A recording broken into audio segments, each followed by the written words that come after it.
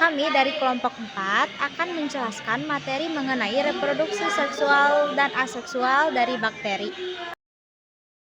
Reproduksi bakteri terbagi menjadi dua. Yang pertama, secara aseksual dilakukan dengan pembelahan biner, dan secara aseksual dilakukan dengan tiga metode, yaitu transformasi, transduksi, dan konjugasi. Sel yaitu DNA akan direplikasi. Sel yang menggandakan kromosom tunggalnya atau DNA akan memastikan kedua sel anak memiliki salinan yang sama. Kemudian setelah DNA direplikasi, sel akan tumbuh dan membesar. Selanjutnya membran sel akan mulai memanjang dan membentuk penebalan di tengah sel. Dia akan dipisahkan dan dipindahkan ke masing-masing sisi sel yang sedang berkembang. Kemudian dinding pembelahan mulai terbentuk di tengah-tengah sel. Setelahnya, sel akan terbelah menjadi dua sel anak yang identik secara genetik. Reproduksi seksual atau pertukaran materi genetik. Yang pertama, transformasi. Transformasi merupakan peristiwa di mana bakteri memperoleh DNA dari lingkungan sekitarnya. Permukaan sel bakteri memiliki protein yang dapat mengenali DNA dari jenis yang masih berkerabat dengannya.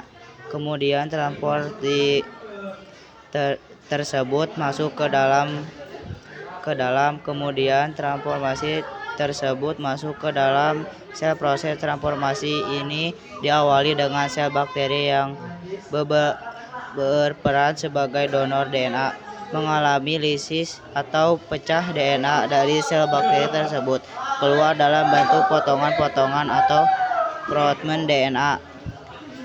Beberapa fragmen DNA ditarik masuk ke dalam sel bakteri dalam terpisah menjadi dua. Jika DNA donor mirip dengan DNA penerima, maka DNA donor akan bersatu dengan DNA penerima sehingga terbentuk DNA rekombina. Perubahan struktur DNA ini akan menyebabkan perubahan sifat bakteri. Tetapi jika DNA donor tidak mirip dengan DNA penerima, maka DNA donor akan ditranslasi oleh nuklease. Akan tetapi terkadang DNA donor ini dapat hidup berdampingan dengan DNA sel penerima sebagai plasmid. Selanjutnya, kita akan membahas reproduksi seksual bakteri. Transduksi merupakan proses perpindahan materi genetik atau DNA dari satu bakteri ke bakteri lain melalui perantara bakteriofag.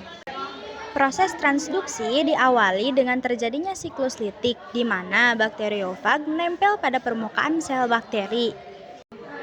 Kemudian, bakteriofag melakukan injeksi materi genetik yaitu DNA ke dalam sel bakteri dan virus. DNA yang dibawa oleh bakteriofag kemudian masuk ke sitoplasma sel bakteri dan virus lalu mengambil alih DNA bakteri yang asli sehingga DNA virus yang dibawa oleh bakteriofag mampu mengendalikan segala proses di dalam sel bakteri. Sel bakteri yang memang dari awal memiliki DNA virus lebih banyak daripada DNA bakteri saat terinjeksi oleh bakteriofag akan menjadi virus kurang baik atau virus yang jahat. Sedangkan sel bakteri yang DNA bakterinya lebih dominan atau isinya hanya DNA bakteri saja dan tidak ada DNA virus, saat terinjeksi oleh bakteriofag tetap akan menjadi bakteri yang baik atau tidak terpengaruh oleh DNA yang dibawa oleh bakteriofag. Konjugasi adalah peristiwa transfer bahan genetik berupa plasmid F positif dari satu individu kepada individu lainnya. Karena secara morfologi tidak diketahui jenis kelamin bakteri, maka kedua bakteri yang terlibat disebut sebagai individu pendonor dan individu penerima. Proses konjugasi diawali dari pembentukan berkas-berkas yang bergerak, saling berdekatan. Dari kedua individu sel yang berdekatan saling membentuk tonjolan, kedua tonjolan ini bersentuhan dan saling melebur, membentuk jembatan tipis yang disebut pilus. Melalui sinilah terjadi transfer plasmid dari individu pendonor ke individu penerima. Setelah proses ini selesai, maka pilus akan hilang. Nah, ini adalah penggambaran singkat dari reproduksi seksual bakteri, yaitu transformasi, transduksi, dan konjugasi. Kemudian bakteri terbagi menjadi 5 kelompok besar, yaitu protobakteria, bakteri gram positif, spiroseta, chlamydia, dan cyanobacteria. Perbandingan struktur sel pada bakteri gram negatif dan positif. Berdasarkan struktur dinding selnya, bakteri dapat dibagi menjadi bakteri gram positif dan bakteri gram negatif. Selanjutnya ada kultur bakteri yang merupakan metode membiakan bakteri pada suatu atau media kultur dengan pembiakan yang terkendali. Kultur bakteri ini digunakan untuk menentukan jenis suatu bakteri dan dapat disimpan untuk penggunaan tertentu penelitian.